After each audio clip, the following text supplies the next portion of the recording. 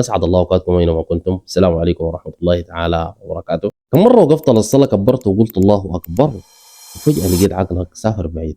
مرة تفكر في هموم الشغل، ومرة في فطور اليوم، وممكن حتى تتذكر مشكلة حصلت قبل سنين طويلة.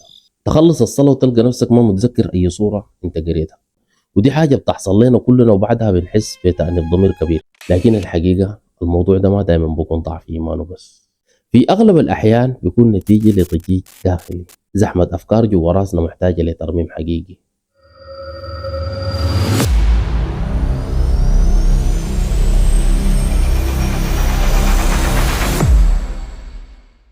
المشكلة إنه نحن عايشين في زمن السرعة الجنونية. عقولنا بقت زي السوق العربي في عز الظهور، زحمة أفكار وتحليلات ما بتنتهي وهموم متراكمة. العقل شغال 24 ساعة، ما بيلقى زمن عشان يفصل أو يرتاح. عشان كده لما نجي نصلي جسمنا بيكون واقف في المصلاية، لكن عقولنا لسه طاير في الشارع، لسه مشغول بدوشة الدنيا. والخشوع يا كرام هو جوهر السكون والطمأنينة. ربنا وصف لنا السكون ده في قوله تعالى بعد أعوذ بالله من الشيطان الرجيم، بسم الله الرحمن الرحيم: يومئذ يتبعون الداعي لا عوج له وخشعت الأصوات للرحمن فلا تسمع إلا همسا. فالترميم المحتاج له الليلة هو إننا نضغط على فرامل الحياة شوية، نهدي السرعة عشان نقدر نرجع لروحنا.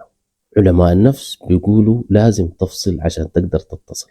ما ممكن تكون ماسك التلفون بتقلب في الفيسبوك وفجأة ترمي التلفون وتقول الله أكبر وتتوقع إنك تخشع طوال. العقل البشري بياخد زمن عشان يستوعب النقلة الكبيرة دي. عشان كده لازم تصنع منطقة عازلة بين دوشة الدنيا وصخبها وبين هدوء الصلاة وسكينتها. وبدل ما نحاول نقفز فجأة من صخب الدنيا لسكينة الصلاة، خلينا نبني جسر يوصلنا لها بخطوات عملية مستلهمة من هدي النبي صلى الله عليه وسلم.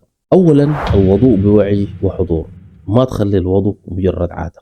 استحضر نفسك إنك بتطهر نفسك للوقوف بين يدي الله سبحانه وتعالى. كل قطرة موية بتغسل ذنب، وكل عضو بتغسله بيقربك من الطهارة الروحية. قال رسول الله صلى الله عليه وسلم: ما من امرئ مسلم تحضره صلاة مكتوبة فيحسن وضوءها وخشوعها وركوعها إلا كانت كفارة لما قبلها من الذنوب ما لم يؤت كبيرة، وذلك الدهر كله. 2. استشعار معاني الفاتحة. قبل ما تكبر خذ نفس عميق، استشعر إنك حتقرأ أعظم سورة في القرآن الكريم. في حوار بينك وبين ربنا سبحانه وتعالى، وكل آية في الفاتحة لها معنى عميق. لما تقول الحمد لله رب العالمين استشعر عظمة ربنا سبحانه وتعالى. ولما تقول إياك نعبد وإياك نستعين جدد عهدك معه. والتركيز ده على المعنى هو مفتاح الخشوع. 3. الاستعاذة من شيطان الوسوسة. لو حسيت إنه الأفكار بدأت تهاجمك اتذكر إنه ده شيطان اسمه خنزر، مهمته يسرق خشوعك. استعذ بالله منه بقلبك ولسانك.